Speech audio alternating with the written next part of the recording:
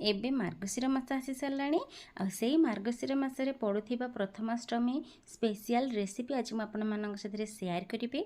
साधारणतः प्रथमाष्टमी नुआ बिरी नुआ चाउल आपणकर एंडुरी पिठा प्रस्तुत हुई माँ लक्ष्मी प्रभु बलभद्र और जगन्नाथ पाखे पूजा कराए किंतु एबे तो आमर नुआ बिरी नुआ चाउल पड़ना किंतु तथापि को प्रोसेस रे आपण एहीपरि भाव में तुलतुलिया नरम एंडुरी पिठा रेसिपी बनइबे से हिसाब से मुझे आज सेयार करी।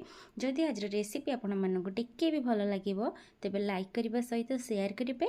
आदि नुआ देखुं मो चैनल रे रेसिपी को प्लीज मो चैनल को सब्सक्राइब करने। साधारणतः ये पिठाटी हलदी पत्र होता है तो मो पाखे एबे हलदी पत्र आवेलेबल नाला तेणुक या कदली पत्र प्रस्तुत कर देखी। आशा करुँचे आज रेसिपी आपण मानक निश्चित भाव किसी ना कि टिप्स और ट्रिक्स शिखेब। तेज चलतु प्रथम शेष वीडियो देखु था। वीडियो यदि भल लगे लाइक शेयर सब्सक्राइब करने को बिल्कुल भूलें नहीं। आज रेसिपी आम स्टार्ट करवा बेसी डेरी न करी। नमस्कार दर्शक बंधु मु गायत्री आपण समस्त को त्रिशेष किचन चैनल को पुणी थे बहुत बहुत स्वागत करुँची। तेज स्टार्ट करवा आज आम तुलतुलिया एंडुरी पिठा रेसिपी को।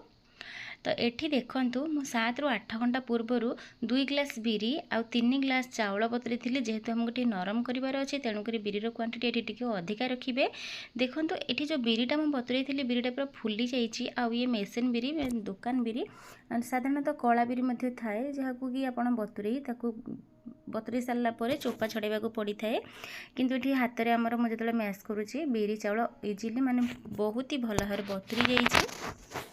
एबे गोटे ब्लेंडिंग जार नहीं जावा से ब्लेंडिंग जार रे बिरी चाउल को पकई भल भाव में आपको ग्राइंड कर नवा किंतु जो ग्राइंड करेंगे टिके ध्यान रखिए बेसी पानिया कर ग्राइंड करेंगे नहीं कि बेसी पानी दे ग्राइंड करेंगे नहीं अल्प टिके पानी दे आपको आम ग्राइंड करवा पूरा स्मूथ पेस्ट आमको ये बनवाक पड़ो। तो देखो बेटरटी आमर तो ये पाखापाखि रेडी हो जाइए। आईपरि भाव में कंसिस्टेंसी अच्छी देखुं हाथ में जो मुझे धरुची तो पूरा चिकन अच्छी खदड़े रखिए ना एक दुई बेसी पानी देवे ना यहीपरि भाव में स्मूथ पेस्ट बनइबे जपरी आप व्हाइट क्रीम खाई से हिसाब से आप बनइबे पूरा फ्लफी फ्लफी आउ पूरा मान चिकनिया चिकनिया कर बाटिबे। तो देखो गोटे थर बाटी देती आउ गोटे थर मुझे पकाऊँगी ये जितेक मु बिरी चाउलर क्वांटिटी नहीं आम परिवार लोकों 2 दिन ढेर होता। आई जो नहीं बिरी चाउल ताको 2 थर मु ग्राइंड करी 2 थर हमर ये हो। तो देखो ये आम बिरी चाउल बटा तो रेडी हो गला। एम स्वाद अनुसार लुण पकई भल भाव में आपको गोलई नवा किंतु जिते गोलेबे जमा पानी देवे ना जी आमर पानी अच्छी से हिसाब से बिरी चाउलर बेटरटी आमर रेडी हो एंडुरी पिठापाई। एंडुरी पिठापाई साधारणतः पानिया बेटर बना जाई न थाए पानिया बेटर तो चकुली बना जाई थाए जेपरि आपण इडली बनी थांती से टाइप रे टिके बहला बहला करी बाटिबे। तो हाथ में भल भाव में फेणई नवा हाथ में फेणवा द्वारा आमर आहरी बिरी चाउल बटाटी फ्लफी हो देखु मुझे टोटाली पानी आउ यूज करनी जहाँ खाली ग्राइंड कला बेले हाफ कप पानी ही यूज करी 2 थर 2 बेस रे हाफ कप पानी लगी। तो भल भाव में गोल सारापर आपको आम रखी नवा साइड करी कभर कर नवा कभर कर जो साइड करेंगे साइड कर सारापर मुझे ओवरनाइट छाड़ी दूची।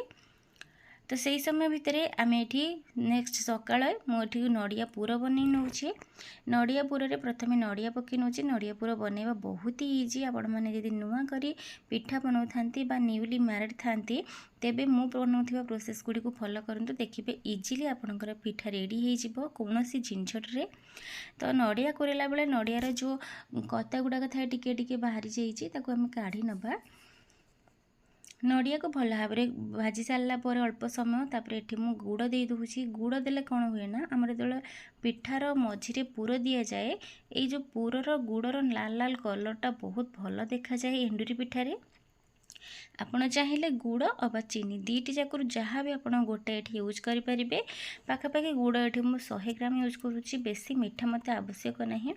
तो कम मीठा हिसाब से मुझे गुड़ को पकाऊँगी मीठा आपको जब अधिक दरकार थाए आपड़ तेज अधिका गुड़ नहीं भाजी पारे नड़िया पूर को।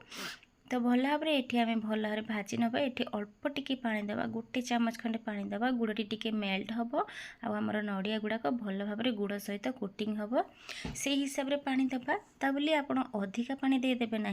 देखु ये भाव में सुखा सुखा टाइप नड़िया भजा आप रेडी करने ये तो आमर नड़िया भजा अल्प टिके हो सारा एवं आम गोटे मसला बनइबा मसला बनवाई ये मुझे 4टी गुजराती, गोटे डालचीनी, 7 ରୁ 8ଟି लवंग, 10 ରୁ 12टी गोलमरीच आ गोटे चमच पान महुरी एसबू को भल भाव में भाजी आपको गोटे दरदरा गुंड करवा, ग्राइंड करेंगे ना, दरदरा गुंड कर पकईवा द्वारा आर जो फ्लेवर गुड़ाक बहुत ही बढ़िया से आपणकर पिठारे मिक्स हो, जहाँद्वारा कि जो पिठा आप कुक करेंगे आर गोटे बास्नारे घर महकी उठिब।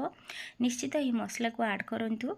मसला भल भाव में भाजी सारा एवं मुझे दरदरा छेची नेबी, बेसी ग्राइंड करी ना। तो देखो ये मुझे दरदरा छेची नहीं मसला को, एवं से मसला को पिठार आम पुर देदेबा। पुर दे सारापर भल भाव में आम पुणी को भाजी नवा।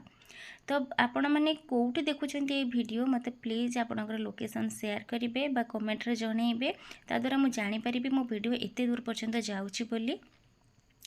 जदि आज रेसिपी आपण मानक टिके भल लगुच तेज लाइक करी जातु, सेमती देखिक आपणकर मन पड़ना लाइक करने। तो नड़िया पूरा हो सारा, ये सकाळ हो सारा, आउ पूरा ओभरनाइट छाड़ी देती बिरी चाउल बेटर को। देखु केते फुली जाइए, गोटे सर पड़ा टाइप पड़ जाइए मझिरे। आउ आर जो कंसिस्टेंसी अच्छी देखो तो बहुत ही आहरी फ्लफी हो जाइए। आउ टिके आपको आम भल भाव में फेणई नवा, जद्वारा कि जिते पिठा बनइबा बहुत ही तुलतुलिया बनब। जमा भी ये पानी यूज करेंगे ना, यही भाव में फ्लोइंग कंसिस्टेंसी रखिए। तो ये देखो तो कदली पत्र में नहीं जाइए। एठी तो साधारणतः हलदी पत्र प्रस्तुत होता है यही एंडुरी पिठाटी, किंतु हलदी पत्र मो पाखे आवेलेबल ना। आप कदली पत्र बनई पूजा करेंगे, कौन प्रकार असुविधा हे ना। तो कदली पत्र किपर बनाऊँ देखो, ये भाव में डंकी नहीं जावा बेटर, ताकू टिके स्प्रेड कर नवा। आ मझी जगह को टिके ओसारिया कर स्प्रेड करेंगे, जद्वारा कि आम नड़िया पूरा से भरपूर भाव में दे ताकू कभर करिपरिबा। नड़िया पूरा अधिका देले पिठाटी बहुत ही सुस्वादु लगे, सहित तार देखा बहुत भल देखा जाए। तो गोटे तो फोल्ड मु करदेली पिठा को, एबे आउ गोटे सेम प्रोसेस रे फोल्ड करुच्ची देखंतु। तो कदली पत्र ये मुझे बड़ बड़ नहीं, जद्वारा कि फोल्ड कला बेले टिके इजिली फोल्ड हम ना। छोट छोट ने कदली पत्र तो मझे मझे फाटी जाए, आप जानते। ये किंतु कौलिया पत्र ने, कौलिया पत्र ने जमा भी फाटब ना। एपटे पानी आमर फुटे देती, एवं गोटे स्टीमर रखी से स्टीमर रे बनई रखी पिठा को पकई नवा। पकई सारापर आम कभर कर नवा। कभर कर हाई फ्लेम रे 10 ରୁ 12 मिनट कुक कले से इजिली आमर सीझीज। तो आपको कभर कर नहीं 10 ରୁ 12 मिनट हो जाइए। देखंतु ये पिठार घोड़ने मुझे काढ़ी नौची। आउे आमर जो पिठा कुक करते बहुत ही भल भाव में सीझी जाइए। मो हाथ भी प्रेस करुच्ची, हाथ मत जाऊनी। तो आपको मुझे सब काढ़ी नौची। आ सेम प्रोसेस तो जानते से भाव में पिठा को स्टीम कराए। ये मो गरम गरम पिठा को गोटे थाली को काढ़ी नौची। जो गरम गरम पिठा काढ़े केयरली काढ़े, ना आप ठंडा है थाली को काढ़ी पारे। तो भल भाव में सबुतक पिठा को मुझे काढ़ी नहीं। देखो ये देखिपे पिठाटी आमर बहुत ही फुली जाइए, जहाँद्वारा कि तार पत्रु बाहर को आसी जाइए।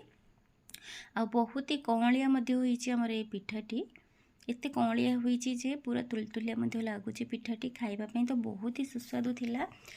तो देखो मुझे पाखर देखा नड़िया पूरा सहित जितेबाला यही भाव में कोटिंग वाला बिरी चाउल बेटर दे बनई निहाती पिठाटी सुस्वादु लगे ही लगे। तो आशा करुँची आज ये रेसिपी आपड़ निश्चय भाव में किसी ना किसी शिखि। आदि न्यूली मैरिड देखु था मत प्लीज कमेंट जनातु। तो यही रेसिपी किपरि लगिला मत निश्चय कमेंट तो जनइबे। जदि नुआ देखु था मो चैनल रे प्लीज मो चैनल को सब्सक्राइब करनियंतु, अधिक रु अधिक शेयर भी करंतु। तेबे रहुछि पुणी देखा आउ यहीपरि गोटे नेक्स्ट वीडियो साथी से पर्यंत यही रेसिपी को आप फुल एंजॉय करंतु। आ घरे मध्य प्रिपेयर करंतु यही रेसिपी।